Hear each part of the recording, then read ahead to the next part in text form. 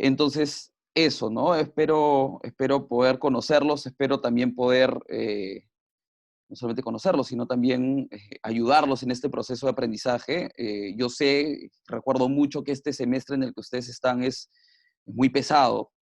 Tienen, no los quiero asustar, pero en general creo que es un semestre eh, en el cual se demanda bastante esfuerzo por la naturaleza de los cursos, ¿no? Y la importancia que también tienen estos cursos para lo que luego va a venir. Entonces, yo les pido por favor que se puedan presentar. Voy a empezar mencionando a Diego Almenara, si es que se pudiera presentar, que me cuente en principio qué expectativas tiene el curso, o mejor dicho, primero, ¿no? ¿Por qué estudia ciencia política? ¿Qué temas le interesan? ¿Y qué expectativa tiene del curso? Hola, hola, ¿qué tal? ¿Se me escucha? Sí, te escuchamos. ¿Qué tal? Bien, bueno, ya como mencionaste, mi nombre es Diego Almenara y bueno, yo decidí estudiar ciencia política porque la política es algo que siempre me gustó desde que estuve en el cole. Ujú, Y bueno, mis temas de interés actualmente son lo que es reforma política, sistemas de partidos, sistemas electorales, ujú. etcétera. Básicamente todo lo que tiene que ver con reforma en sí, con reforma del Estado, reforma política. Bacán, sí, bacán lo que señalas. Creo que es uno de los temas que están más en boga y más importantes de los últimos años, ¿no? La necesidad de poder, desde la ciencia política, también dar aportes en general para poder tener una reforma política más concreta, ¿no? Ahí creo que en general es un mundo que está un poco como dominado por los abogados y creo que hay que disputarse ese espacio. Hay mucho que decir desde la ciencia política ahí, ¿no? Uno de los ejemplos es la conformación de esta comisión de reforma política que tuvo duración el año pasado, ¿no? Creo que eso es un punto muy importante sobre el cual seguro van a haber más temas, más agendas, seguro, desde la ciencia política por abordar. Winnie Calderón, si se pudiera presentar, por favor. Ah, hola, ¿me Hola, pueden escuchar? sí, te escuchamos. Hola, soy Winnie. Los temas de mi interés son los sistemas electorales y también los temas sociales y culturales, principalmente también. Las culturas me interesan mucho y he estudiado ciencias políticas porque creo que es más por influencia de mi abuelo. Ujú. Entonces, desde pequeña también a mi abuelo le gusta mucho la política y siempre hablaba de eso y terminó llamando la atención todo esto, ¿no? La relación de las instituciones entre las mismas personas me interesó bastante el manejo del poder también. Bacán, qué chévere lo que dices, ¿no? Creo que eso también es muy importante de poder ir pensando y reconociendo, ¿no? En general, creo que nuestras propias experiencias de vida tienen mucha relación con la política. Eh, es bacán poder desmenuzarlas, poder pensarlas, ¿no? Yo me identifico con lo que dices porque mis dos abuelos eran militantes de dos partidos políticos y hoy en día yo, en general, no me pensaría como militante de un partido y en general creo que no es mucha la aceptación que tienen los partidos políticos en la sociedad. Entonces eso en un principio me hizo pensar mucho en estos temas, ¿no? Pero bacán, chévere lo que señalan los sistemas electorales, creo que va también en lo que decía Diego, ¿no? Es un tema, creo que también, que de alguna manera que son necesarios de ser abordados. Creo que hay una recuperación de ese tema. Probablemente a inicios de los 2000, como estaba, volvió a la moda, pero luego se durmió y ahora creo que hay una nueva etapa en la que han vuelto de moda, ¿no? Pero gracias, Vini. Le doy la palabra a Álvaro Carvajal para que pueda presentarse. Bueno, hola a todos. Soy Álvaro. Eh, a mí, bueno, yo cuando empecé a estudiar ciencias políticas, más que nada, lo hice porque ya desde el colegio me interesaban los temas políticos, todos me decían, pero ¿por qué hablas de eso? ¿Por qué hablas de eso? Si nada, así me decían, ¿por qué hablas de eso? ¿Qué ¿Por te qué te preocupa? preocupas en esas cosas? El futuro de ciencias.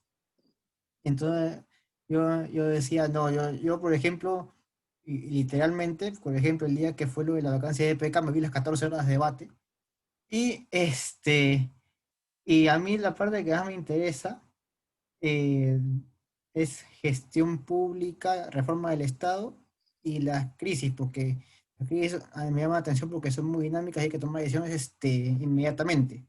Ujú. Eh, y bueno, esas son las áreas que me interesan, la gestión pública, las crisis y la reforma del Estado. Bacán, no, qué chévere lo que nos dices, ¿no? Creo que no somos pocos en general los que de alguna manera no solamente nos hemos acercado a los temas políticos desde chicos, sino que también hemos recibido esa resistencia de otras personas, ¿no? De por qué nos preocupamos por esto, si todos son unos ladrones, si todos siempre van a robar y van a hacer lo mismo, o sea, ¿qué futuro hay ahí, no? Pero creo que por lo mismo que tenemos esa imagen tan muchas veces, ¿no?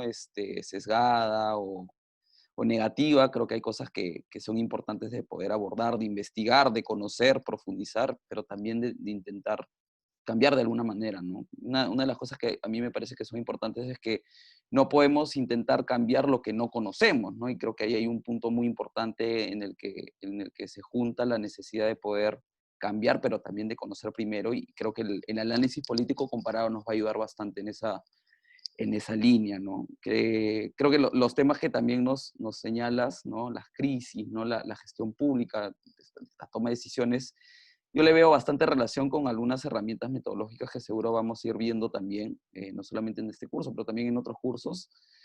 Y un último comentario ahí que podría decir es que creo que dentro de todas las nacionalidades de personas que estudian la política, los peruanos sabemos más de crisis que otras personas probablemente, otros investigadores o politólogos, ¿no? Vivimos en permanente crisis, creería que eso es una de las cuestiones que más nos caracterizan, ¿no? Pero bacán, gracias por presentarte, Álvaro.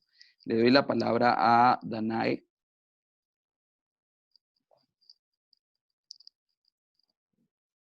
O no sé si... Sí, Sí. hola. Bueno, no puedo poner mi cámara no tengo buena luz y no se nota bien, así que se ve Ujú, borroso cuando prendo la cámara, ujú, pero ya. Bueno, yo estudié ciencia política, bueno, al principio no sabía por qué, pero creo que ahora es porque quiero llegar a ser un aporte al país. Como la mayoría lo estaba mencionando también para cambiar, ¿no? Algunas cosas que no nos parece y para mejorar. Y también porque me preocupaban o interesaban también las necesidades sociales y quería entender por qué sucedían ciertas acciones en la sociedad. Y bueno, los temas que son de mi interés, eh, me interesa, bueno, por el momento, la política comparada. Entonces, sí estoy como muy interesada en finalizar el curso porque quiero saber más sobre los temas y qué cosas como se podría aportar desde esta rama. ujú. Y, y ya creo que eso sería todo. Bacán, chévere lo que nos dices. Creo que es algo que ya había dicho, espero no ser muy repetitivo, pero en general creo que el curso de análisis político comparado nos ayuda no solamente para la investigación, sino también para cuestiones más prácticas, ¿no? Cuando te toca de alguna manera ya enfrentarte a una situación de gestión pública, de política pública, incluso la política comparada, y tiene un aporte interesante, ¿no? Ya se los voy a ir comentando poco a poco, pero ténganlo en cuenta, ¿no? Creo que es una cuestión más integral que solamente un nicho, ¿no? Como a veces siento que se puede entender, ¿no? Los comparativistas ven estas cosas, pero no están pensando en la gestión pública y en la solución de problemas como tangibles, ¿no? No estaría muy seguro de eso, pero ya lo iremos viendo. Gracias. Le doy la palabra a Carlos Díez. ¿Carlos o Guillermo? Carlos, Guillermo es mi hermano. Así que por favor no lo use que lo voy a mirar raro. Ya, Ya, perfecto. Cuéntanos. ciencias políticas y todo eso, para mí nunca hubo duda. Es decir, adoro la política, me entretiene. O sea, en el momento, Álvaro lo mencionó, pasarse las 14 horas viendo la moción de vacancia suena como una locura para algunas personas, pero somos el tipo de personas que las ve y estamos como, sí, deme más, está interesante. Y bueno, Ujú, en ese sentido, yo creo que mi amor por la política algo familiar, aunque familia tengo por ahí, viene por mi amor por la historia, lo cual me hace ver todos estos procesos, todos estos análisis de técnicas, el hecho de aplicarlo al Fujimorato, por ejemplo, y yo lo veo y mi lado politólogo, por un lado, sale y dice, qué buen uso de técnicas, qué interesante, qué interesante, qué interesante, qué interesante, qué manera de explicarlo. Pero por otro lado, el simple hecho de estar en historia también me da una ventaja. O sea, son las dos cosas que me gustan y en el momento en que usamos técnicas para atrás, por ejemplo, es lo que más me gusta precisamente. Porque ahí es juntar las dos cosas que me encantan, de las que puedo hablar todo el día, todo el tiempo. Es decir, es lo que me entretiene, así que naturalmente lo estoy estudiando. Todo eso de trabajar en lo que a uno le gusta. Qué chévere lo que nos dices, Carlos, porque creo que eso es una de las cosas que precisamente durante el semestre seguro que les voy a ir diciendo, va a salir en algunos momentos, pero yo personalmente identifico y creo que hay otras personas que también lo han identificado, sobre todo politólogos, en que falta como una mirada histórica de la política, del estudio de la política, sobre todo en el Perú, ¿no? Creo que este sesgo, un poco chiste también, ¿no? Que se ve por las redes sociales de que los politólogos somos como opinólogos y solamente damos análisis coyunturales y no estamos viendo el bosque y solamente el árbol. Puede ser que sea un poco exagerado, pero creo que también hay algo de cierto y creería que también hay esta necesidad por aumentar, digamos, el análisis en una perspectiva más histórica, ¿no? Entonces, en general, creo que el trabajo de este curso es una oportunidad bacán para poder revisar libros, por revisar textos de la historiografía, historiográficos, ¿no? En general de la historia, y poder darles una interpretación más de análisis político comparado. Creo que eso es algo que sería importante que de antemano me parece que es chévere que lo puedas ir anotando, ¿no? Creo que eso es algo bacán. Gracias por presentarte. Le doy la palabra a Stephanie Pacho. Hola, ¿qué tal? Buenas noches. Hola, ¿qué tal? ¿Me escuchan? Cuéntanos. Sí, te escuchamos. Sí, bueno, voy a activar. Ya, bueno, yo también tuve mucho interés por la política desde niña. De hecho, a mí me encanta mucho escuchar la radio y estar al pendiente de las noticias. Entonces, el ver la tele, escuchar la radio, o sea, hace que me interese mucho más por esos temas. Actualmente yo estoy en provincia y entonces este hecho de cierto modo de a veces sentir que no se te escucha mucho porque estás un poco lejos del centro, o sea, hizo que yo también como que quisiera interesarme mucho en estos temas. Me gusta mucho lo que es analizar los temas de la descentralización, gobiernos regionales, participación ciudadana, sistemas electorales y todo lo que tenga que ver con ello, ¿no? Entonces, espero aprender mucho de verdad en este curso también porque he oído muy buenos comentarios y bueno, creo que eso sería todo. Qué chévere esto, Stephanie. ¿De dónde estás exactamente? En Moquegua. En Moquegua, qué bacán. Este, no, y eso es algo que a mí me parece que también es importante resaltar. Yo también soy de provincia, entonces también me identifico con esta cuestión que dices, ¿no? La necesidad de poder estudiar la política desde la cuestión más local, ¿no? Desde la perspectiva o realidad más local, más regional, provinciana, si se podría decir también, ¿no? Porque creo que hay mucho que se puede decir sobre la política desde estas miradas, ¿no? Y eso es algo que también seguro les voy a ir diciendo, no solamente porque se ha identificado esa necesidad, sino porque también es, creo, un poco mi grano de arena de poder brindarles, ¿no? Me identifico mucho con eso porque yo también cuando crecía, ¿no? Estaba en el colegio y había muchas cosas que pasaban en mi provincia, ¿no? Yo soy de Trujillo. Y veía lo nacional y era como, oye, pero hay un desencuentro, o sea, ni siquiera por las cosas que realmente suceden, sino por los propios análisis, ¿no? Las formas de interpretar. Entonces, creo que eso es interesante. Definitivamente los temas de la descentralización son algunos de los temas que también vamos a ir viendo. Hay unas lecturas que también lo tocan y también creería que hay la posibilidad de pensar también el trabajo y en general los análisis que vamos a ir haciendo durante el semestre. Pero nada, bacán.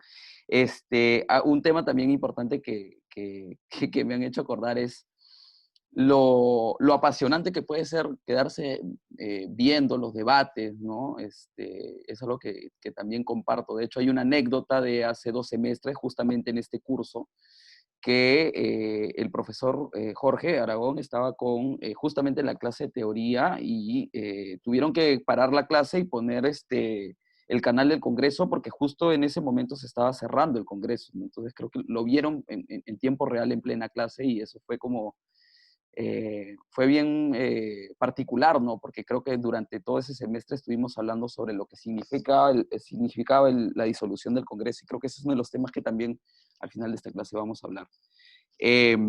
Pero eso, gracias. Le doy la palabra a Manuel Sanz. Hola, buenas noches. ¿Se me escucha Hola. bien o nada? Sí, te escuchamos. Bueno, ¿por qué estudio ciencia política? Bueno, voy a contar la historia que contaba de Cachimbo. O sea, yo hasta los 13 años quería estudiar medicina. Toda mi vida dije medicina. Y toda mi familia estaba convencida de que iba a estudiar medicina. O sea, todos decían medicina. Y en mi colegio, para pasar a cuarto de secundaria, tienes que pasar por dos meses haciendo labor social y un montón de cosas en una zona alejada de tu ciudad. Yo soy de Tacna. Y la cosa es que esos 2 meses, o sea, yo no creía de las actividades que te cambiaban la vida así en un mes o 2 meses. Para mí eso eran, o sea, nada que ver. Pero, o sea, fui testigo de cómo vivir 2 meses alejado de tu realidad, sobre todo cuando puedes ser privilegiado o no, te cambia bastante cómo ves las cosas. O sea, yo hasta ese entonces, o sea, no tenía idea de cómo eran ciertas cosas, porque no había topado con ellas. O sea, no las había vivido, no había vivido, o sea, cómo es o sea, ser una madre soltera que está en la periferia de tu ciudad y tener que mantener 3 hijos porque si vas donde tu esposo te maltrata o X cosas. Y son cosas que me movieron y al final de cuentas, o sea, como que en ese año de cuarto de secundaria entré en una crisis vocacional porque ya no sabía qué estudiar. Solo sabía que no quería nada de ciencias, números y ya no medicina.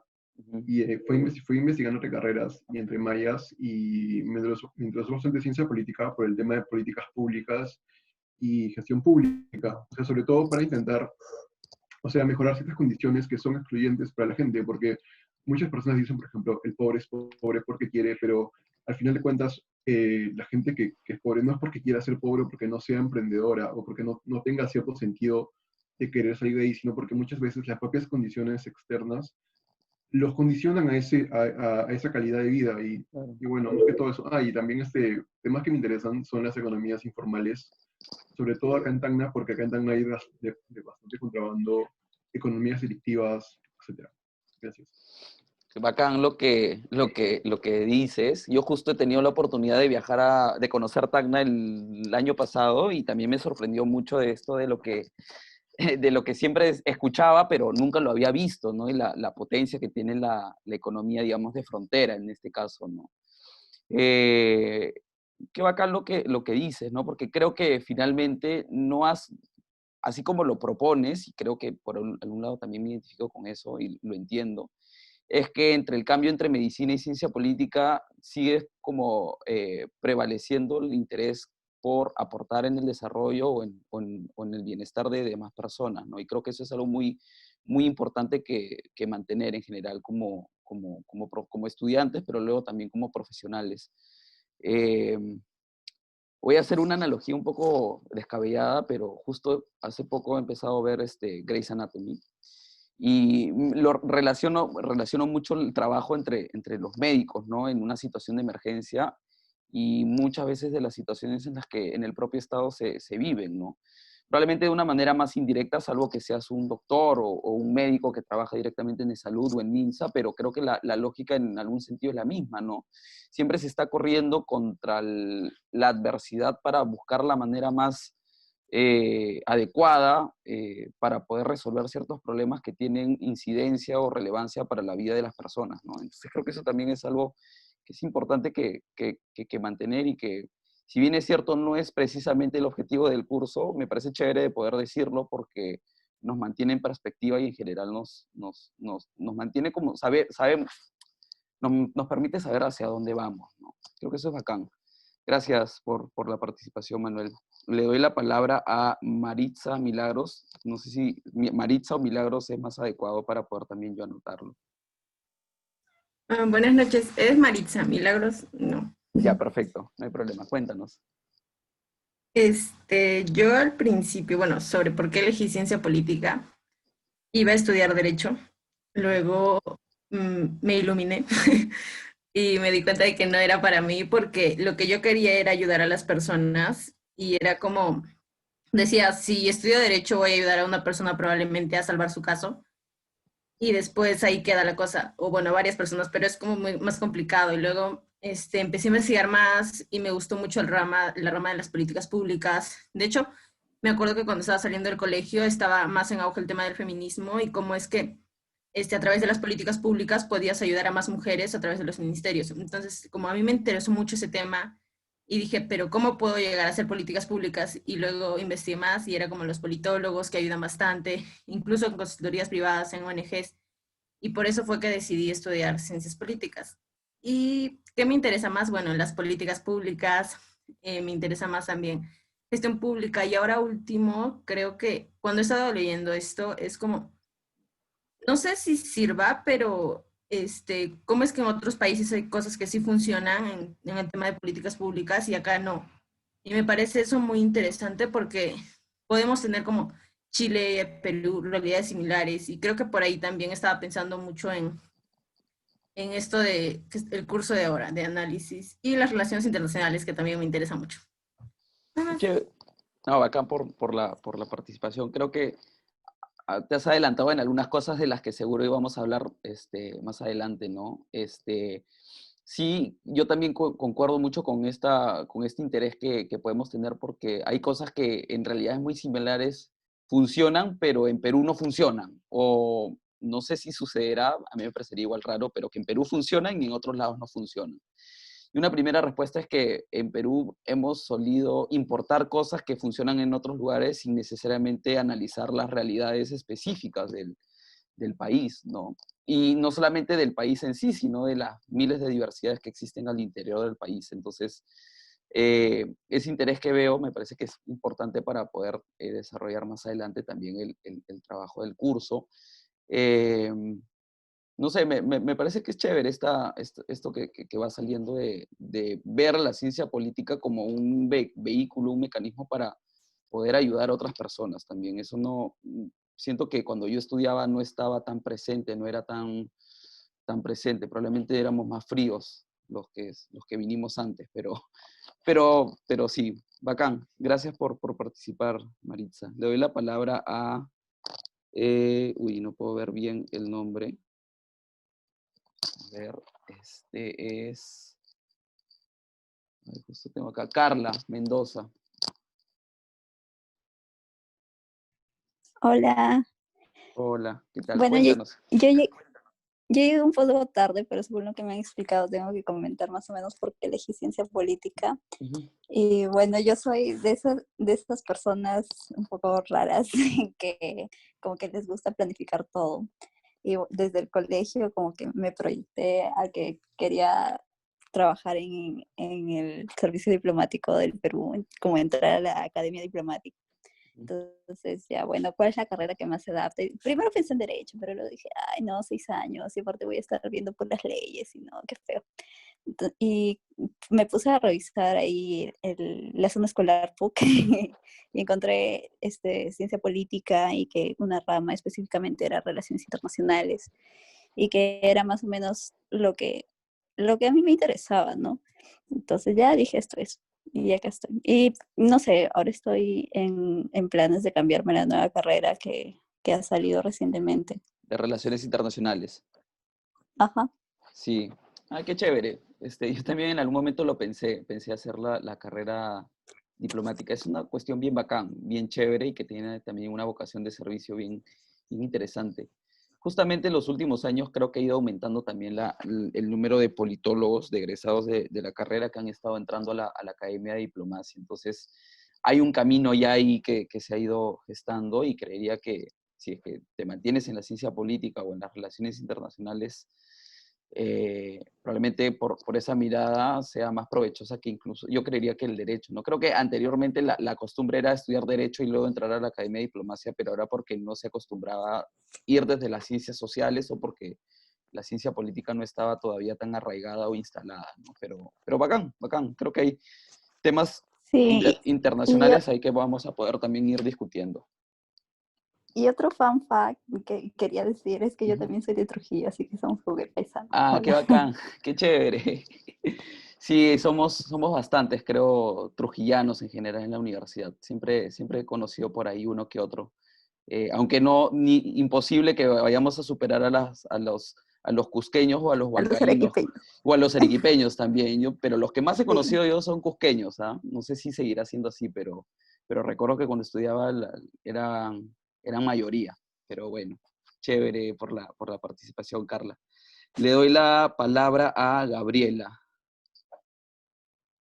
o Mónica, no sé cómo prefieres que te llame. Hola, sí, yo prefiero que me llamen Gabriela.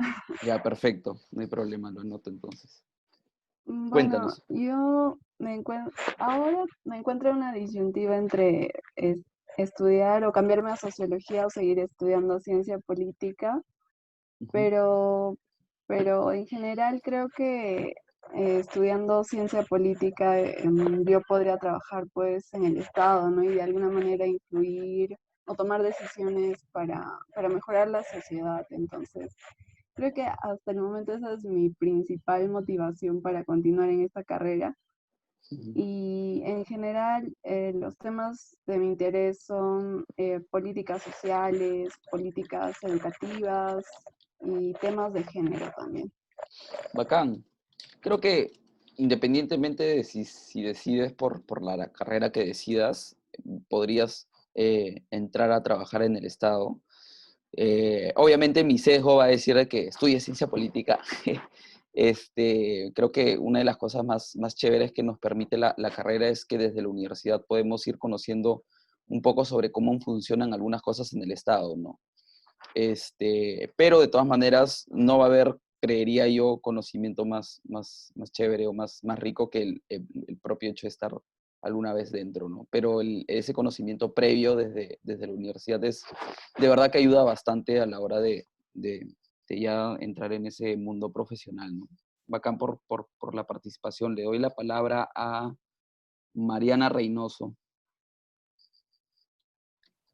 Hola, Hola, ¿qué eh, tal? Cuéntanos.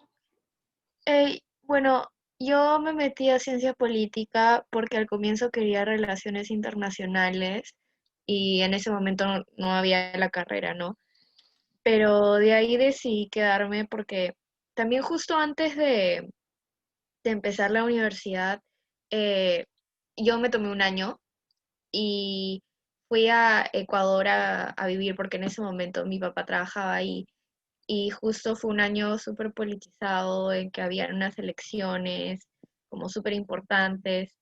Entonces, como, no sé, ahí fue como mi despertar en el interés político y también como aproveché en viajar, eh, como decía, no, porque en esa ciudad hay esto y en Perú no, y después también yo de más chica he viajado bastante por el Perú, entonces recordaba, ¿no? Y decía, ay, pero así como hay esas diferencias entre Perú y otro país, no sé, Estados Unidos o algún país europeo, también entre Lima y las otras provincias. Entonces, así como que poco a poco me fue interesando más ciencia política que relaciones internacionales y por eso decidí quedarme. Qué bacán. Qué chévere lo que dices y creo que lo relaciono también un poco con otras ideas que también han estado señalando otros compañeros y compañeras, ¿no? Creo que eh, cada vez más probablemente es como una corriente que me parece súper necesaria, la necesidad de preguntarnos por qué las cosas son tan distintas según los lugares, según las realidades, según ya desde la perspectiva política, ¿no? Según las instituciones, según las fuerzas políticas, ¿no? Creo que eso también es importante de motivarnos en general a poder pensar el aporte de un politólogo o una politóloga en general en una sociedad, ¿no? Y creo que poco a poco, como comunidad, ¿no? de profesionales, se va extendiendo eso, ¿no? Qué bacán, qué chévere, qué importante también poder tener la oportunidad de vivir una coyuntura política tan... recuerdo que sí fue complicada en Ecuador, me imagino que la última elección en la que sale electo Lenin Moreno, ¿no? Pero sí, eso. Gracias por participar también. A ver, voy a continuar con Eh, a ver, Isaura Yamilé Sánchez, no sé cómo prefieres que te llame. Isaura está bien. Perfecto, cuéntanos. Bueno, ¿por qué estudié ciencia política? Uno de los motivos fue en el 2009, cuando se dio el tema del baguazo. Yo habré tenido 8 años, creo, 9, sí. Entonces, era muy chica, pero creo que comprendía lo que estaba sucediendo. Entonces me dio como que un poco de coraje, impotencia de saber lo que estaba pasando con estas comunidades. Entonces ahí fue como que orienté lo que yo quería estudiar, busqué de repente cómo ayudarlos.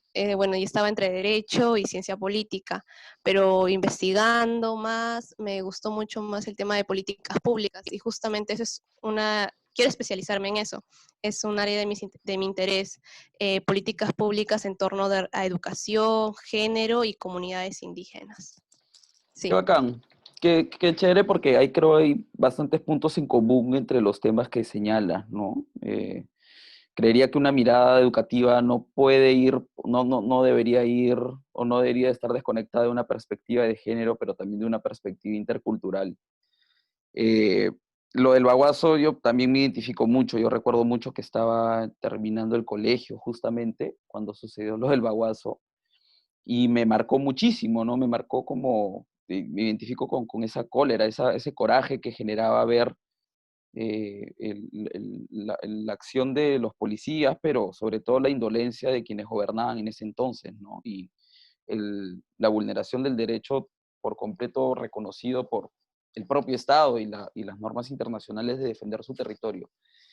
Y lo entiendo porque creo que a mí personalmente como también me parece importante poder comentarles un poco de mí. Creo que es algo bastante importante la relación entre jefes de práctica y estudiantes, que nos podamos entender en esa manera, ¿no? Pero a mí ese suceso me marcó muchísimo y creo que es lo que me termina marcando en los temas que me terminan interesando, ¿no? Que recuerdo que fue bastante el tema indígena, ¿no? Sobre todo cuando luego, cuando estaba en letras, se hablaba mucho sobre la consulta previa y que ahora había un viceministerio de interculturalidad y qué va a pasar con los proyectos mineros, si es que va a haber desarrollo o no. Entonces era un mundo muy interesante, ¿no? En ese entonces, que creería que aún sigue siendo muy interesante. Eh, pero qué bacán. Hay un tema también que han estado señalando algunos de ustedes y veo un interés en temas educativos y creo que es un tema en el cual la ciencia política o los politólogos o politólogas no hemos entrado tanto como creería que se debería haber hecho. Entonces eso va a ser también interesante de poder profundizar. Gracias, Isaura. Le doy la palabra a Alesia Civile. Hola, ¿qué tal? Hola a todos y todas. Bueno, Hola. yo estudié ciencia política porque creo que desde chica he estado muy interesada en los temas que eran internacionales. Siempre estaba interesada como que en entender tal vez el conflicto internacional, también en la cooperación en sí, cuáles son los mecanismos por los que puede, tal vez es que suena utópico, como que haber paz en el mundo. De hecho, han sido temas que me han gustado desde siempre, pero poco a poco en el colegio fui desarrollando un gusto más por la política, por política sobre todo interna. Y para mí las ciencias sociales siempre fueron un interés, la verdad. Fue difícil escoger como que pensar entre sociología, antropología, economía. Me gustaba también la historia mucho. Entonces, luego de investigar un poco y me di cuenta de que la ciencia política puedo abordar de distintas maneras, o sea, también es una carrera que es bien interdisciplinaria y siento que puedo conectarle, y tanto teórica como, como de manera práctica con los temas que me interesan. Entonces, creo que por ahora, sobre todo también porque tenía la mención de relaciones internacionales, ahora que la carrera estoy dudando un poco de si cambiarme o no, porque de hecho también hay temas que estudia la ciencia política que me interesan y puedo tener ambas cosas, entonces chévere si sigo aquí. Y nada, creo que los temas de mi interés particularmente es en política exterior, me gustan también sobre todo relacionado a lo que es cooperación, como ya dije, me gusta también el tema de políticas bueno, de género, todo lo que está relacionado a temas de género, temas interculturales, cultura, medio ambiente, y me gustaría tal vez ver cómo se puede combinar eso, ¿no? Cómo también internacional puede relacionarse con estos temas, educación también, y sí, básicamente eso. Ya, qué chévere, qué bacán, porque creo que hay una gran amplitud de temas que por lo general yo creería que no suelen ser abordados desde una perspectiva internacional, y creería que hay algunos temas que van ganando como peso en la esfera internacional, ¿no? Se me ocurre, por ejemplo, el medio ambiente y la relevancia que va ganando, por ejemplo, este tema del Acuerdo de Escazú, ¿no? Y algunos otros temas que también van surgiendo, los esfuerzos por luchar contra la vulneración de los recursos naturales, ¿no? El Pacto de Leticia, que también me parece que es un caso muy interesante de cómo es que estados se juntan para proteger un patrimonio en general de la humanidad que vendría a ser la Amazonía, ¿no? Me parece que hay temas ahí muy interesantes que de todas maneras, si sea que lo que decidas, hay formas muy interesantes de poder abordarlo, ¿no? Me parece que es chévere. Gracias por participar. Le doy la palabra a Michael Salvador Suárez. No sé si Michael o Salvador sería Michael, está bien. Ya, perfecto. Cuéntanos.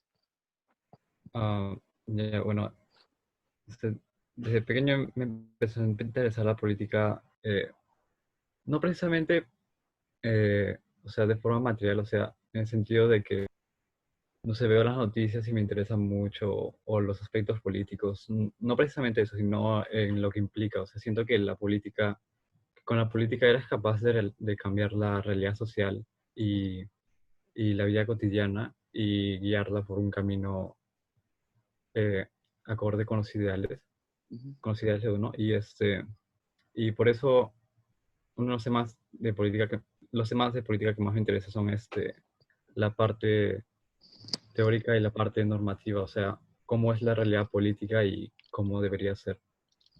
Eso no. Qué bacán. Creo que no, en general, muchas veces nos olvidamos de la necesidad de también ver las cosas, los sucesos o los fenómenos políticos en una perspectiva teórica, ¿no?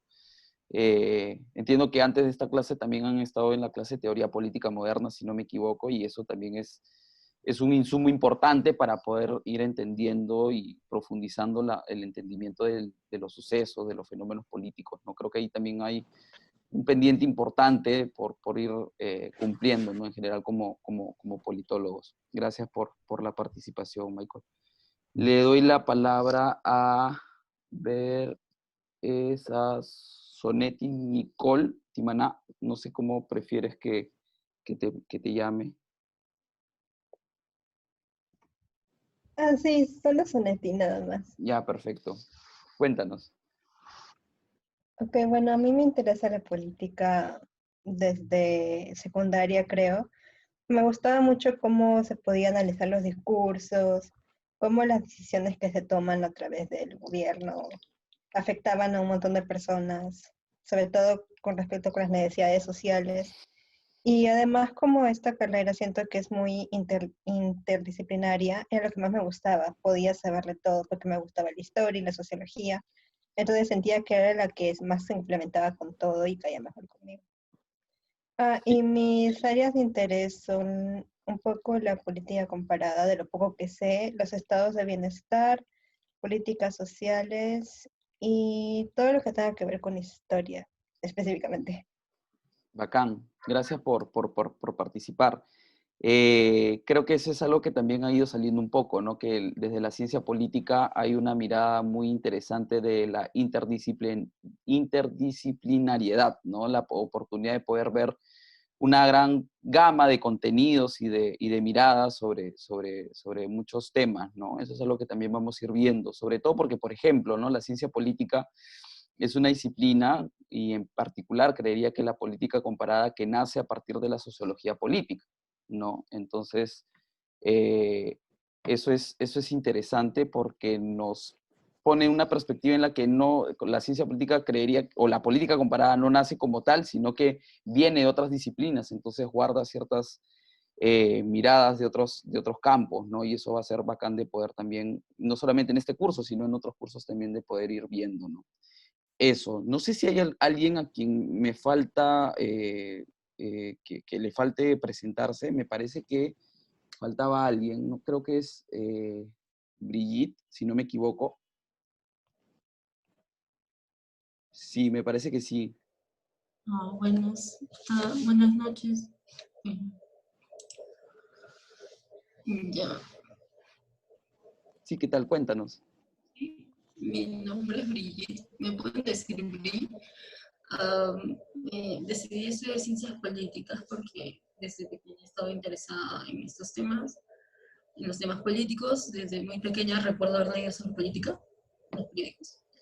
Y eso, luego ingresé a la universidad, ingresé por Derecho, pero me di cuenta de que lo mío eran las ciencias sociales. Tuve algún interés en sociología, pero me decidí por ciencia política y los temas de mi interés son políticas públicas relacionadas a comunidades indígenas, educación y salud. Y eso, básicamente. Gracias. No, gracias por participar. Creo que ahí hay un tema también importante, ¿no? Que un poco para redondearlo también a partir de todo lo que han venido diciendo, es un interés no solamente en la política como el juego de poder, sino como la oportunidad que nos puede brindar de poder, a partir de de entender la política, de poder abordar temas sociales, ¿no? Que permitan la mejora del bienestar y de la calidad de vida de las personas. Entonces, por ejemplo, la perspectiva de políticas sociales en salud, en educación, con perspectiva de género, con perspectiva intercultural, va a ser algo que en general veo como un capital importante que veo en ustedes como estudiantes, ¿no? Bueno, creo que ha sido importante poder tener esta ronda de presentación para poder saber un poco más, conocerlos, saber cuáles son sus intereses y que eso también me permita a mí poder llevar los temas de seguro del curso por sus intereses y que también puedan hacer el trabajo del curso, ¿no? Desde una perspectiva comparada, pero también a partir de lo que más les interesa estudiar. Creo que esa oportunidad va a ser bien bacán de poder, de encontrar esos puntos en común, ¿no? Ahorita lo que voy a hacer es presentar brevemente, en verdad, el PPT que les presenté en el video.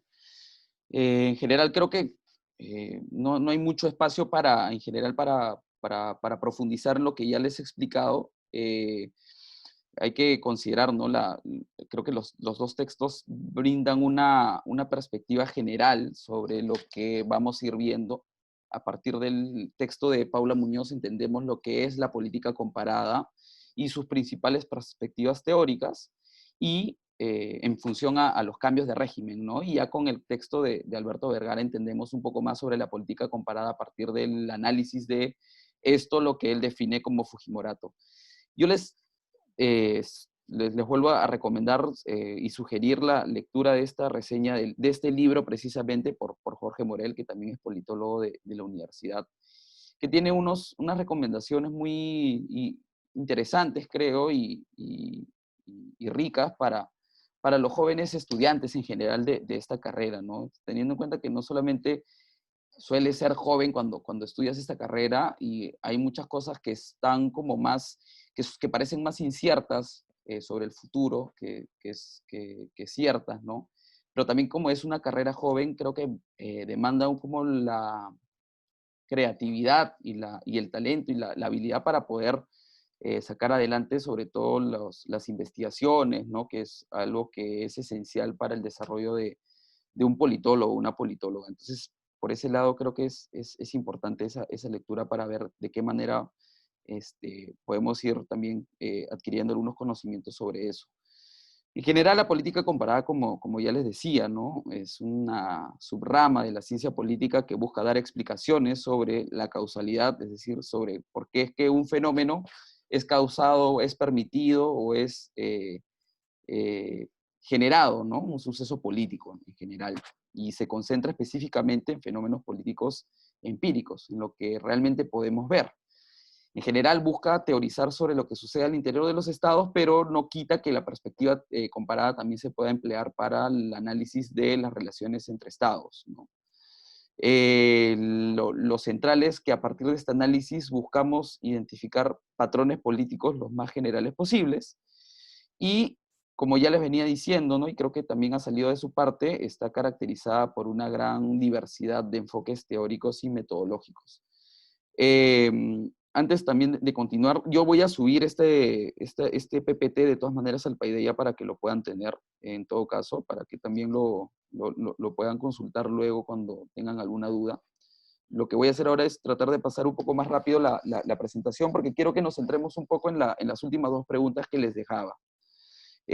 Bueno, esta diapositiva, ¿no?, tiene como objetivo poder brindar algunas luces sobre las dos etapas más importantes a la hora de pensar y de diseñar una investigación en política comparada, que es la definición del objeto de estudio, que en general tiene que ver en qué nos interesa estudiar, sobre la base de qué conceptos lo vamos a entender, cómo lo vamos a traducir a una cuestión más operativa, por así decirlo, y qué es lo que esperamos más o menos de nuestro análisis, ¿no? A partir de lo que hemos podido haber leído previamente a ya empezar a diseñar nuestra investigación. Y ya en esta segunda etapa de la estrategia de investigación, ya vamos a hacer un poco más operativo el análisis, ¿no? Vamos a pensar cómo vamos a medir los conceptos, cuáles van a ser los límites, las fronteras, los números, las definiciones ya más probablemente cuantitativas en algunos casos, pero no solamente ello, para poder definir los márgenes de nuestro estudio. ¿Qué casos vamos a elegir, no? Como yo les decía, a veces partimos desde el caso a la hora de seleccionar el objeto de estudio. Pero claro, los casos no son precisamente el objeto de estudio. A veces creo que podríamos confundir que nuestro objeto de estudio es el Perú, o Chile, o América Latina, pero más bien los objetos de estudio terminan siendo en general los sistemas de partidos, las instituciones públicas de política social, no sé, las ONGs, en fin, una gran variedad de objetos de estudio, ¿no? Y los casos son más bien las realidades sobre las que se desarrollan estos objetos, ¿no? Y finalmente también en la estrategia de investigación vamos a un poco definir el método de investigación sobre la base de qué mecanismo vamos a recoger la información que nos va a permitir hacer el análisis y poder identificar estos patrones que ya les comentaba que es como lo central de la política comparada. Entonces, como les decía, ¿no? La lógica que yo había tratado de exponer en estas diapositivas era tratar de dividir la pantalla en dos y poder señalar cuáles eran las principales ideas y textos desde las perspectivas teóricas hegemónicas, por así decirlo, más importantes dentro de la política comparada para poder explicar dos fenómenos, ¿no? Los cambios de régimen en líneas generales y la instalación y luego también la estabilidad del Fujimorato, ¿no? Como el gobierno autoritario de Alberto Fujimori entre el 90 y el 2001. Entonces, ahí principalmente teníamos, creo que son 4 perspectivas teóricas, ¿no? La estructura, las instituciones, la agencia política y la cultura política, ¿no? La estructura viene, en general, es como viene mucho de la sociología, ¿no? De la sociología política. Si ustedes conversan un poco con compañeros y compañeras de sociología, creería que muchos de los análisis que van a ir por esta línea de la estructura, ¿no? La importancia de la división socioeconómica, de clases sociales, la matriz productiva o económica de un país va a determinar en líneas generales cuáles van a ser esos sucesos políticos y creería que por ahí suele ser el análisis político desde la sociología, ¿no? Pensemos también en la relevancia que ha tenido el análisis marxista para poder entender la política, ¿no? Y creería que muchas veces parece ser la única manera en la que se analiza la política, pero desde la política comparada se proponen otros aspectos, ¿no? Como el de las instituciones, ya no como estructuras previamente dadas, sino como estas figuras de reglas, de mecanismos, de caminos diseñados por los propios por las propias sociedades a partir de sus vehículos de representación como los partidos políticos o en instancias participativas como los parlamentos, que tratan de alguna manera de ordenar digamos, la vida en sociedad, ¿no? Y claro, lo que más o menos dice esta perspectiva es que las instituciones, ¿no? Moldean o explican en gran medida los resultados políticos, ¿no? Y acá un poco lo que parece ser como una conclusión general es que Para poder entender al Fujimorato o los distintos tipos de regímenes políticos, hay que pensar qué instituciones habían previamente ese cambio, ¿no? Y, por ejemplo, está la relevancia que tiene que en el diseño constitucional peruano, previo al autogolpe del 92, estaba la legitimidad, estaba disputada entre el presidente y el parlamento, ¿no? Y eso provocó que se enfrenten, se enfrasquen en una discusión que incluso puso en jaque la gobernabilidad y que por eso Fujimori decide un poco no decide un poco, ¿no? Sino decide por completo patear el tablero y llevar los tanques al Parlamento y sacar a los parlamentarios, ¿no? Y romper el orden institucional en ese entonces del país. Pero también hay otras cuestiones más relacionadas a no solamente cómo es que surge el Fujimorato, sino cómo se establece como una forma de gobierno estable, ¿no? Y ahí, por ejemplo, es importante estas instituciones que fueron diseñadas ya durante el gobierno de Fujimori para poder llevar ayuda a los más pobres, como los programas sociales, ¿no? De ese entonces, que en ese entonces no tenían la categoría de programa social, sino programas de asistencia social, ¿no? Como Foncodes, como el PRONA, que tuvieron definitivamente una lógica clientelar, ¿no? Y eso es lo que más o menos estos textos que se señalan terminan comprobando, ¿no? Un mayor gasto, un mayor énfasis en estos programas cada vez que había elecciones. Entonces, no era amor al chancho, sino amor al chicharrón, más bien, ¿no? Una de las conclusiones que se podrían sacar sobre estas instituciones. Hay otras miradas también interesantes sobre los sistemas de partidos, cómo es que esta crisis del sistema de partidos a finales de los 80s lleva a la aparición de un outsider completamente distinto a la figura de actores políticos de ese entonces, pero también la recuperación de la capacidad mínima del Estado de poder asegurar el monopolio de la violencia, ¿no? Y esa es una de las razones también por las cuales el liderazgo de Fujimori se consolida. Luego tenemos a la agencia política que yo creo en general que termina siendo como una perspectiva teórica que determina mucho este sesgo que se tiene muchas veces sobre los politólogos como, ustedes hacen análisis sobre la coyuntura y sobre lo que es posible hacer como persona y como actor político, pero no están tomando en cuenta las clases sociales o las instituciones, ¿no? Podría decir algún renegado contra los politólogos en alguna red social, por ejemplo, ¿no? O bueno, es lo que yo he visto muchas veces. Pero en general, esta perspectiva teórica tiene como objeto, ¿no? Como objetivo poder analizar la relevancia o el poder que tienen las decisiones políticas, ¿no? Los cálculos políticos, las decisiones en general sobre la política, ¿no? Y ahí, por ejemplo, resalta mucho el tema de la estrategia electoral de Fujimori para poder lograr el centro político en la elección del 90, el cálculo que hizo Fujimori para ver que era más costoso seguir manteniendo al Congreso dentro de la legalidad que romper por completo el orden institucional y constitucional de ese entonces, ¿no? Entonces, acá es bastante importante la relevancia que tiene el agente político. Hay un clásico, es este texto de O'Donnell y Schmitter, que seguro vamos a comentar más adelante, que es un texto que analiza, digamos, el papel de las élites políticas, ¿no? De los actores políticos, líderes, candidatos, en general, personas que están, digamos, relacionadas a las esferas de poder, y cómo es que terminan moldeando las transiciones de regímenes autoritarios hacia la democracia, ¿no? Eso también es bien interesante de poder ir pensando. Y bueno, finalmente está una perspectiva teórica que creería que ha quedado en algún sentido un poco relegada, probablemente está más relacionada a otras disciplinas. Se me ocurre que, por ejemplo, puede estar relacionada a la historia o incluso también a la antropología, ¿no? Pero es la cultura política.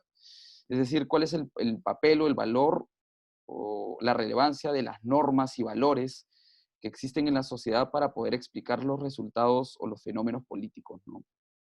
Y a mí me parece muy interesante estos dos textos que propone Alberto Vergara para poder explicar el Fujimorato, ¿no? La propuesta de Murakami que dice que Fujimori no es tan nuevo, más bien para la realidad política peruana, sino más bien es una representación más de este molde caudillista que tuvimos principalmente durante el siglo XIX.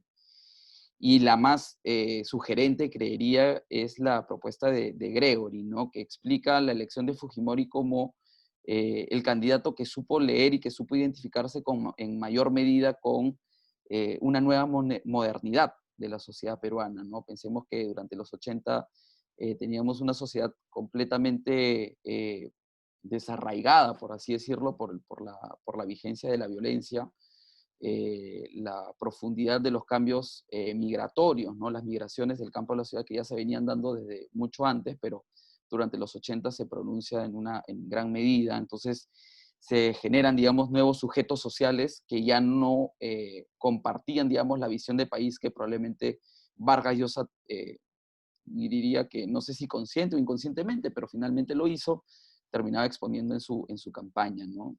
Ahí creo que es bastante relevante la identificación que logra Fujimori con sectores populares a partir del uso del tractor o del poncho, ¿no? Aunque Fujimori era un claro ejemplo de un descendiente de inmigrantes japoneses, pero en esa diferencia cultural con la hegemonía, digamos, blanca o criolla, logra identificarse con muchas de las clases populares de origen provinciano, andino, o incluso hasta amazónico, ¿no? Entonces, eso es bastante interesante también de pensar. Yo creería que en general no hay una sola perspectiva teórica en la cual enmarcar un análisis. Consideren eso también para lo que va a ser más adelante su trabajo del curso. Creería que un trabajo podría ver en general uno o dos, no diría que todos porque probablemente sea inmanejable, pero piensen en algunas perspectivas teóricas que les parezcan interesantes. Creo que he corrido un poco, pero creo que es importante poder hacer este resumen para poder llegar a estas preguntas de reflexión, ¿no? Y ahí yo sí les abro el micrófono para poder escucharlos y qué es lo que piensan a partir de estas perspectivas teóricas y cuáles podrían emplear, y si es que pudieran dar como un breve análisis, ¿no? Sobre estas dos preguntas que les hago, ¿no? ¿Cómo explicamos o qué cambio podríamos identificar, ¿no? A partir de estas perspectivas teóricas para explicar que el Perú desde el 2000 no tiene un quiebre, digamos, del régimen democrático, ¿no? Y hay que pensar que durante nuestra historia republicana la regla ha sido más que todo el cambio entre autoritarismo y democracia, creería. Incluso creo que democracia como tal, muy difícil de poder definirla en general en nuestra historia, ¿no? Entonces, eso es un poco lo que les pregunto. Veo que, a ver, quiero ver exactamente quién ha levantado la mano. Sí, dale. Sí, en primer lugar, especificar que cuando hablamos de quiebre democrático nos referimos a uno exitoso, claro está, porque en general ha habido intentos de quiebre democrático, se le han dado el lazo, esas cuestiones. Yo quería por un poco de estructuralismo y diría que, en primer lugar, esta bonanza económica, como la quisieron llamar, ha sido en realidad un largo periodo de crecimiento económico que, aunque haya sido injusta y desapropiada, en cierta medida la pobreza ha sido reduciendo constantemente. Y eso lleva una perspectiva de eventualmente me va a tocar, y esta perspectiva económica de las cosas están mejorando, esta estructura, les da una promesa a las personas que lleva a que crean en el sistema. Claro, es interesante. Eso, sí, dale. voy a responder la segunda pregunta de paso con lo mismo. Lo siento si lo corté. No, dale, por favor. Si bien es una explicación sobre simplista y hay otros factores, quería señalar que precisamente lo que podría explicar la crisis del Congreso del 2019 es que, bueno, el crecimiento económico ha ido deteniéndose. Esta larga bonanza está terminando, como terminó la del guano hace un siglo ya. Y eso va a que haya una especie de prisa por quedarse con parte de lo que se obtuvo. Están buscando culpables al respecto. El Congreso es un blanco fácil, sí, pero el mismo presidente tenía una legitimidad presionada cuando no actuaba contra el Congreso. En ese sentido, se están buscando respuestas sencillas a un problema muy complicado. Bacán. Creo que hay un tema ahí bien interesante que señalas, ¿no? Y un poco lo que yo percibo de tu interpretación del quiebre, de la ausencia del quiebre democrático, es que nuestras estructuras de alguna forma han ido acumulando riqueza o se ha ido por lo menos disminuyendo la pobreza a partir del crecimiento económico del país durante los últimos años. Y eso hace, en la perspectiva de la teoría de la modernización, menos probable el regreso a un régimen autoritario, ¿no? En alguna medida.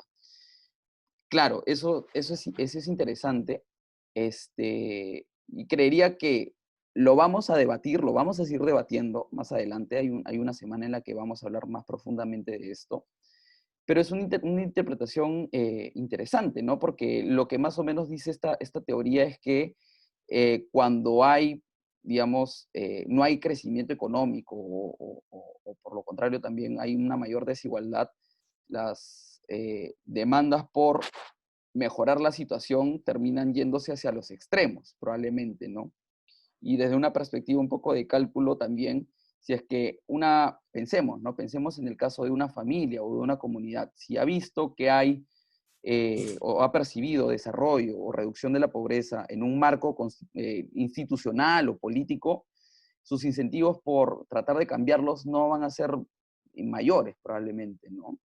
Entonces, por ahí que se reduce de manera agregada esa pulsión o ese regreso autoritario, ¿no? Porque hay que tener en cuenta que, según encuestas, ¿no?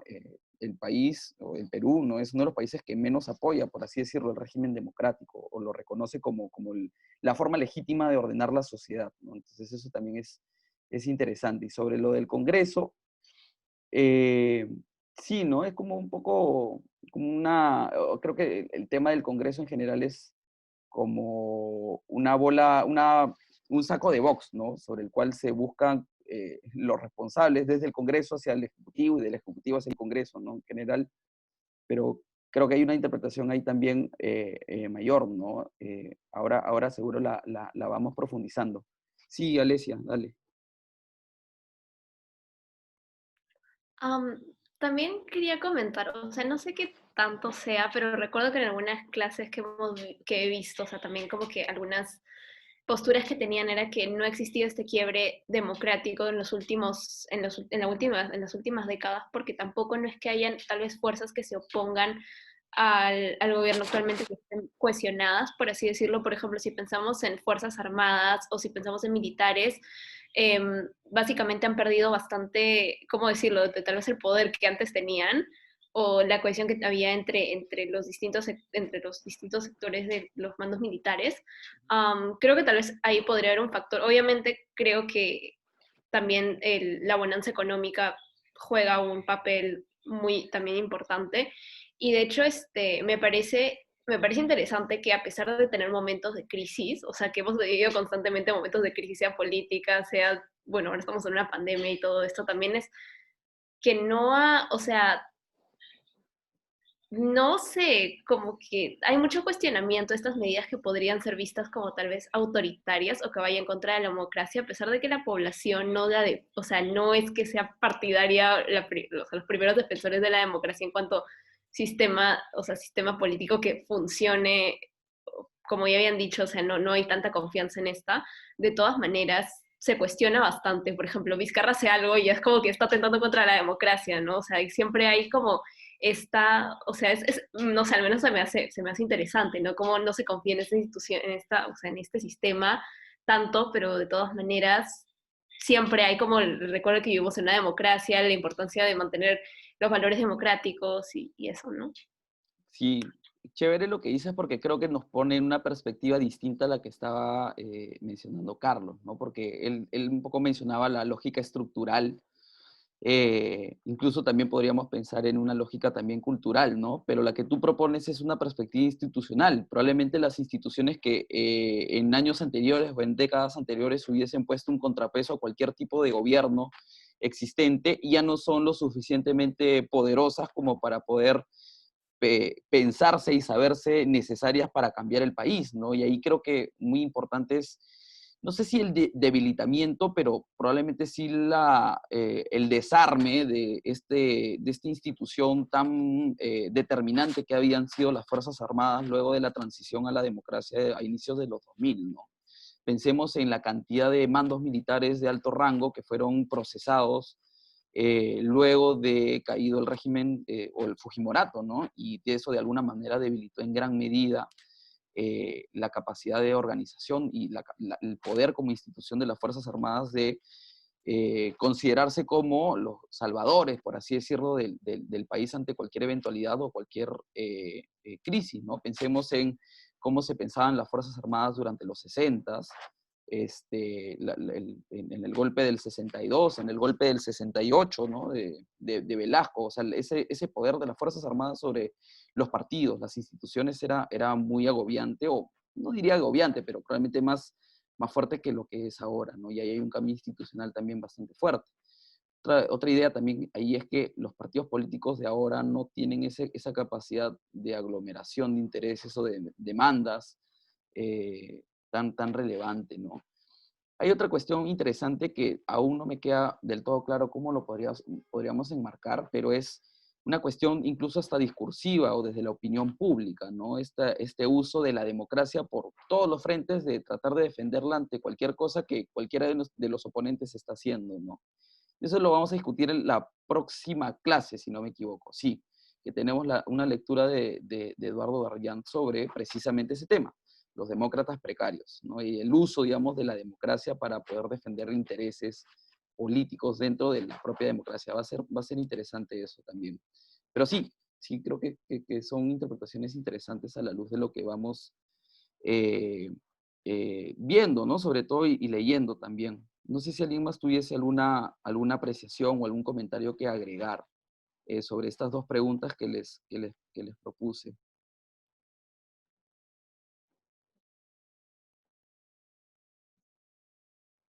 Sí, dale, Álvaro. Sí, Francisco, yo voy más por la perspectiva de los actores, o sea, los actores que propusieron a Fujimori, por ejemplo, la falta de candidato fuerte, menciona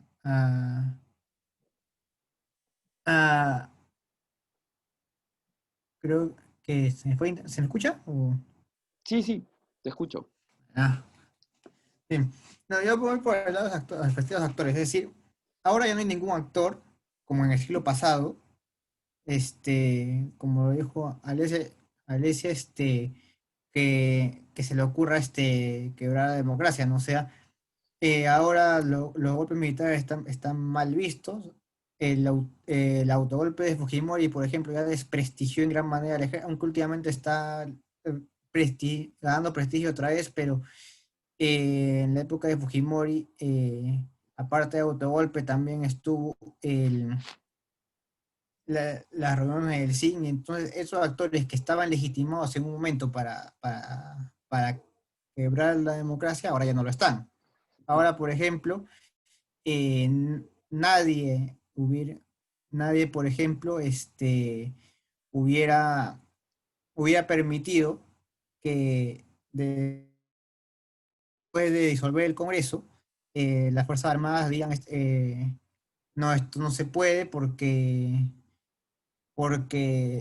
no está en la ley tal cual como está. En lugar de ir al Tribunal Constitucional, nadie hubiera aceptado que las Fuerzas Armadas simplemente entren al Palacio como antes y saquen a Vizcarra y lo deporten a otro país. Eso ahora no existe, porque los tiempos también cambian. Y si bien es cierto, hubo un tiempo que en Latinoamérica en Latinoamérica en general las dictaduras eran bien vistas a los militares, las Fuerzas Armadas eran bien vistas, ahora estos actores no tienen la misma fuerza de antes.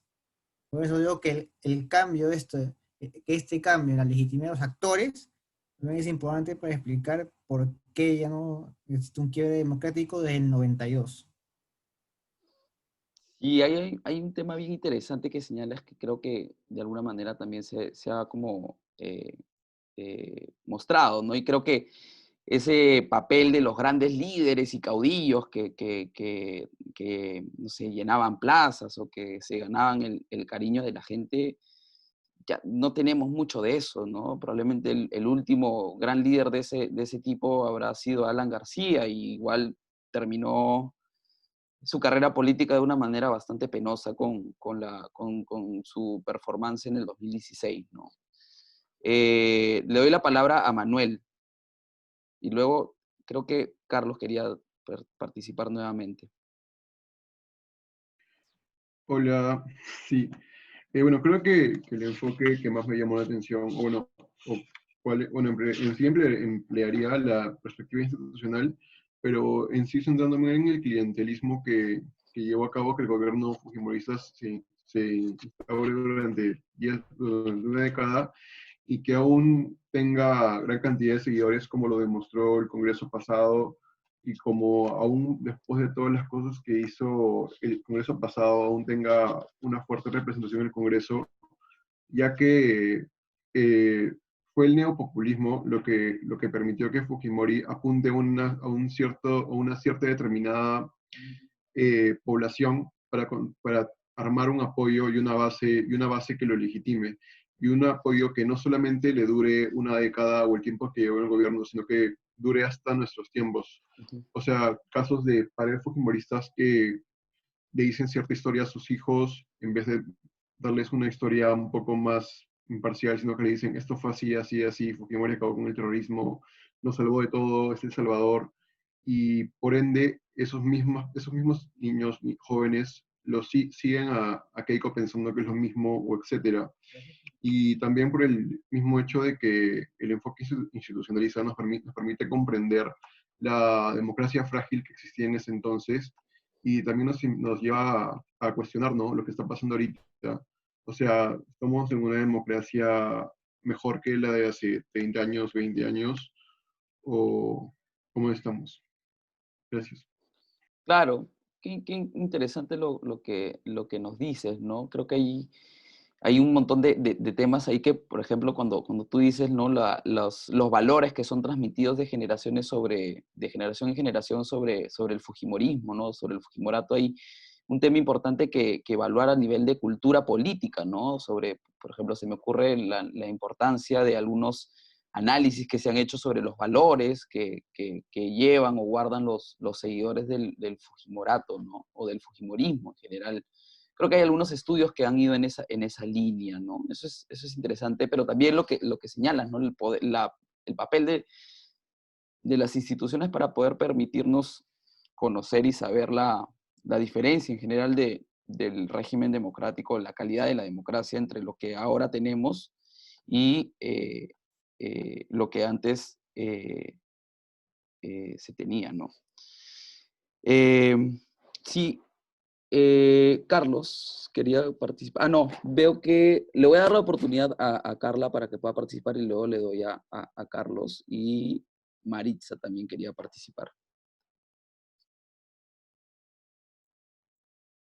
Sí, yo quería decir que estoy un poco en discrepancia con lo que había dicho Manuel, porque no siento que sea tanto un tema institucional, porque más bien siento que si bien tenemos algunas instituciones relativamente fuertes, ¿no? Como el Banco Central o la Cancillería, una cosa así, las otras como que siempre están en los dimes y diretes de la política y en el juego en general de ir y venir. Yo creo que más bien el análisis iría por un tema más estructural, o sea, siento que las personas finalmente se han acostumbrado tanto a sus funciones que ya no es que lo hagan realmente por el tema de amor a la institución o por el tema de que, oh sí, estoy trabajando por la democracia, por ideal o por un valor en general, sino que siento que lo hacen simplemente por rutina. Y eso se ve reflejado más en la gente común y corriente y en esta cultura de un poco de la antipolítica, porque las personas están pensando más en su día a día, más que en en qué va a pasar en el país, ¿no? Al inicio de la cuarentena, por ejemplo, la gente escuchaba a Vizcarra y eso porque ya, bueno, era la crisis y, oh, ¿qué va a pasar ahora? Pero conforme han pasado los días, ya creo que a las personas les llega lo que diga o lo que no diga. En mi casa ya ni lo escuchábamos realmente. Y no sé, siento que va por ahí. Creo que tiene que ver con las instituciones, ¿no? Con los partidos también. Creo que anteriormente creería que no es muy distinto probablemente el pensar que la gente o la población en general esté pensando en el día a día, pero antes teníamos vehículos de representación potentes que le permitían a la gente pensar en ese mediano o largo plazo. Ahora, lamentablemente, no existen esos partidos y tampoco existen esos liderazgos que le permiten a la población pensar en esos proyectos de país, ¿no? Me imagino, por ejemplo, justo pensaba, ¿no? La diferencia que tenía, no sé, pues, Aya de la Torre hablando de pan y libertad y la necesidad de abolir el imperialismo y me imagino Urresti hablando sobre la necesidad de retirar la plata de las ONP, ¿no? Entonces, es como, nos da cuenta un poco también de estas instituciones o estos vehículos de representación que tienen como objetivo en general ordenar más o menos la perspectiva que tenga la población sobre los sucesos políticos que no necesariamente está sucediendo de esa manera, ¿no? Dale, Maritza.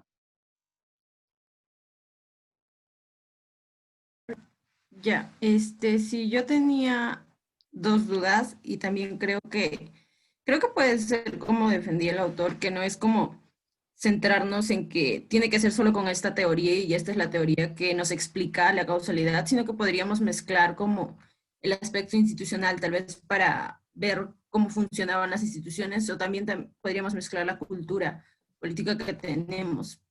Y bueno, eso. Pero por otro lado, yo tenía dos dudas. La primera duda era que en la lectura de Muñoz, sí, Muñoz, dice que el análisis político comparado sirve para generar teorías generales, o sea, teorías como generales, y los casos son secundarios para el análisis político comparado. Y entonces, el profesor en la clase nos explicaba que las unidades de análisis del análisis político comparado eran como los estados y esto. Y entonces, ¿cómo es que si estamos estudiando solo el caso de Fujimori o en este caso solo el quiebre democrático en el Perú? Y, o sea, no me queda claro eso. No sé si mi pregunta sea muy, no sé, pero es que no me queda claro cómo es que si solo estamos estudiando un caso y no lo estamos comparando con nada y estamos tratando de cómo vamos a sacar una generalización de eso para crear una teoría o que es que eso, no entiendo. Ya, mira, creo que has tocado algunos temas que justo me había comentado por chat Brigitte, pero por error se lo respondía a Carla, pero básicamente la idea es la siguiente, o sea, algo que con lo que ya voy cerrando un poco también la discusión, ¿no? Como para no mantenerlos más tiempo tampoco acá en el Zoom. En general, todos los sucesos políticos tienen una interpretación o pueden tener distintas interpretaciones a partir de las distintas perspectivas teóricas. Un poco la habilidad o el objetivo de la política comparada es encontrar a partir de la información que se recoja y a partir de la identificación de los patrones que se puedan identificar en el suceso político, en la relación entre las variables, la perspectiva teórica que se acomode más para poder explicar por qué es que un suceso está sucediendo en uno o en otro caso. Claro, la idea de que los casos son secundarios y más bien lo que nos importan son las unidades de análisis para poder encontrar esos patrones. La idea de construir teoría no es que no se acaba, por así decirlo, en una sola investigación, sino es una tarea, digamos, compartida. Es como una torre de Babel que dentro de toda la academia o la comunidad académica de la política comparada se va construyendo poco a poco, ¿no? Y una de estas ideas es que, aunque pueda parecer que esta es la única manera en la que se comparan los casos, ¿no? En que por lo menos tienes que tener dos casos, no es la única manera de hacer análisis político comparado. También es posible analizar un solo caso, a la luz de la teoría. Es decir, ahí de alguna u otra forma estamos igual comparando, ¿no? Estamos comparando una realidad, no una unidad de análisis. En este caso, por ejemplo, el régimen democrático en el Perú, bueno, el régimen democrático, y el caso es el Perú. pero a la luz de las distintas perspectivas teóricas. Y ahí hay una posibilidad, de todos modos, de poder armar o enarbolar un análisis político comparado. Entonces, eso también es importante. Es posible que ustedes en el trabajo decidan por analizar un solo caso, ¿no? Y a la luz de las distintas perspectivas teóricas para poder entender o identificar estos patrones dentro de las unidades de análisis que puedan identificar. Entonces, eso es importante también ahí de desarrollar, bueno, de dejar en claro más bien, ¿no? No sé si hay alguna otra pregunta. Tengo las manos levantadas de Carlos. De Carlos, le doy la palabra y luego ya procedo a cerrar la clase. Sí, y Carlos y Carla para ir cerrando también, ¿no? Como comentarios finales y vamos cerrando. Dos cositas bien pequeñas. Sí. La primera, la última comparación que hizo entre antes que teníamos el APRA con Aya La Torre y ahora que tenemos a gente como Resti. Mire, le tengo mucho respeto a la APRA, le tengo mucho más respeto todavía a Aya La Torre, pero la cuestión ahí es que culturalmente, por lo menos, yo sí diría lo que vimos, lo que mencionaron sobre Fujimori, diría que hay una tradición caudillista en ambos casos.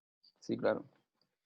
Sí, o sea, el APRA tenía grandes planteamientos, gran historia, pero la palabra de Aya supeditaba todo al final, lo cual explica cómo va girando a lo largo de su historia. Ese detalle pequeño. Y el otro detalle es que cuando hablaron de las instituciones y mencionaron como precisamente el ejército y todo eso, yo pienso que cada vez que pienso en el cierre del Congreso del 2019, recuerdo cómo en la mañana, el ejército, en la madrugada, digo yo, el ejército sintió la necesidad de sacar como comando de las Fuerzas Armadas, con la firma de cada uno de ellos, un comunicado diciendo que seguían a las órdenes de su comandante en jefe, el señor Martín Vizcarra. El señor presidente Martín Vizcarra. Claro. Eso, desde el punto de vista de institución, me parece, muestra que todavía tienen algún peso y que todavía son unas reglas de juego complejas, porque me imagino, si hubieran respondido lo contrario, hubiéramos tenido un caos horrible. Pero lo más importante es que me hace pensar en como agencia política. Quiero decir, esa discusión que habrán tenido los jefes de las Fuerzas Armadas para decidir qué hacemos aquí, para hacer su cálculo lógico. Si decimos que apoyamos a Vizcarra y estamos con el 90% de la población, quizá todo sigue por aquí normal. Y si decimos que no y vamos contra el 90%, quizá caemos en una crisis horrible. Y optar por una o por la otra, me parece que hay una parte muy importante de agencia que hubo ahí en ese momento. Sí, creo que es importante lo que dices, ¿no? Bacán el ejemplo que das de esta firma conjunta del Comando Conjunto de las Fuerzas Armadas, ¿no? Y ahí una forma de interpretarlo es, por un lado, es como si aún tuviesen poder, pero por otro lado también creería yo, y me iría más por este análisis, en el que más bien están supeditados al orden constitucional y ya no tienen esa capacidad para poder romperlo a partir de la interpretación de su rol, digamos, de salvación o de identidad nacional, ¿no? Creo que es importante, ¿no? Incluso creería que ese acto, ¿no?, que hicieron era más bien de respaldo a quien en ese entonces, bueno, hasta el día de hoy es el jefe de Estado, ¿no?, que es Martín Vizcarra. Entonces creo que se denota más una supeditación al orden constitucional existente, más que un rol de saber que tienen o no el poder. Pero ahí muy importante es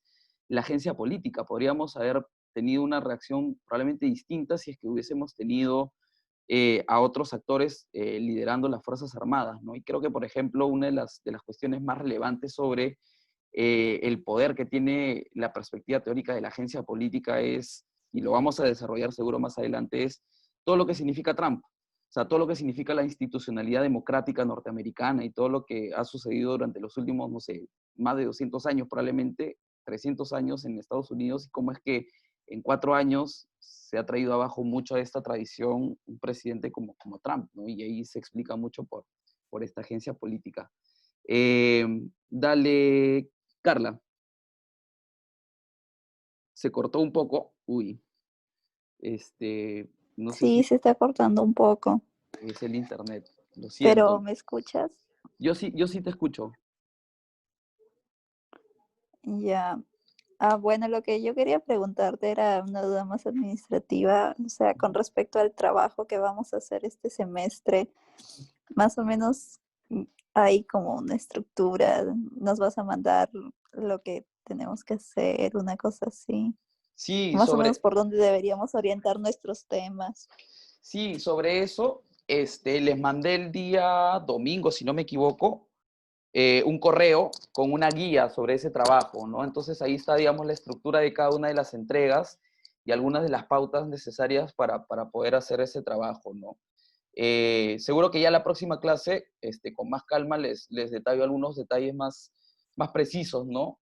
Sobre todo cómo se organiza la primera entrega, que me parece que es de acá a 2 semanas, si no me equivoco. Lo que sí les iría pidiendo por ahora es que vayan pensando qué temas les interesan y vayan pensando si es que lo quieren hacer de manera individual o en parejas, porque también es posible hacerlo en grupos de 2, ¿no? Entonces, eso, básicamente. Sí, envié el correo el día sábado. Si no te ha llegado, por favor, cuéntame y te lo vuelvo a enviar de todos modos. No, sí me ha llegado, ya me acordé que sí me ha llegado, Ah, solamente ya. tenía esa duda de, es que más o menos todavía sigo en el aire de no sé qué podría hacer, pero seguro que algo se me va a ocurrir.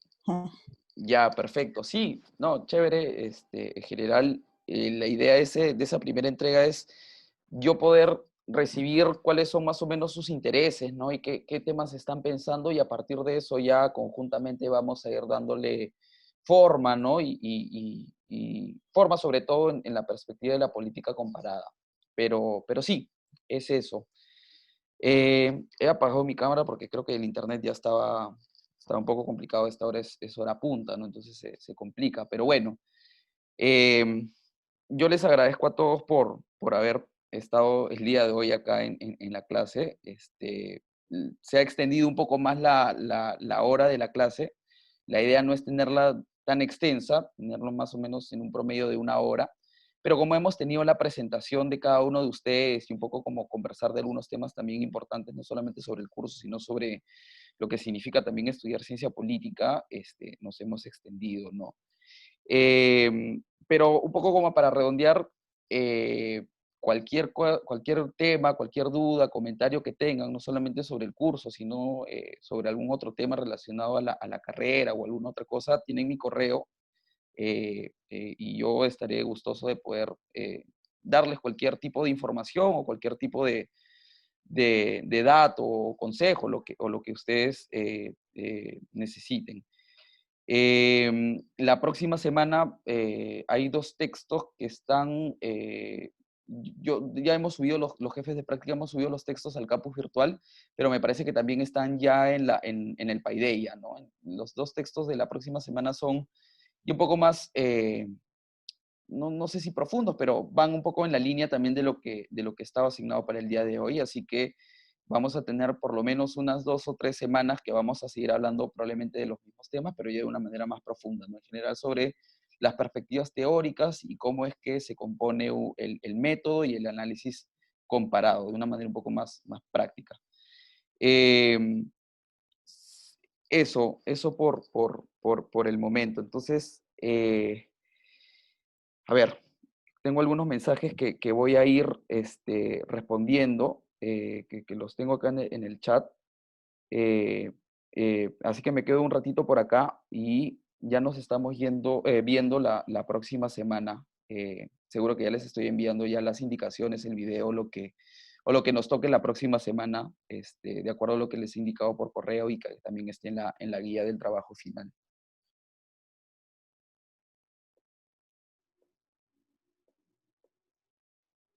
Son libres de poder abandonar el Zoom sin ningún problema.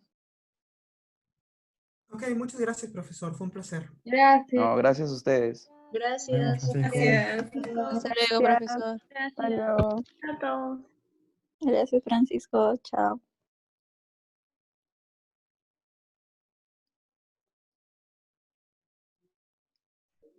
Francisco, normal si nos quedamos un ratito, justo te había escrito por el esto, para conversar sobre el tema del trabajo, pero de repente te ha escrito alguien más que también quiere conversar. Somos yo y Manuel, o sea, hemos pensado en hacerlo, digo, Manuel y yo, para hacerlo juntos. Sí, a ver, Hola. ¿qué tal? ¿Cómo están? O sea, yo encantado de escucharlos. Justo ahorita tengo que volar a una reunión que tengo de trabajo, pero por favor, escríbanme por correo y yo les respondo para ir conversando por ahí y vemos si no, ya lo conversamos, probablemente programamos una sesión de Zoom para poder ir conversando, pero escríbanme más o menos por correo qué es lo que están pensando y sobre eso yo les respondo y vamos conversando así. Igual faltan como 2 semanas aún para esa entrega, entonces lo vamos conversando de esa manera, ¿les parece? Ah, perfecto, Ya. Francisco. Muchas Está bien, gracias. Francisco. No, gracias a ustedes. Chao, Ya, chao. gracias por hasta luego. Cuídate. No, gracias. Chao, chao.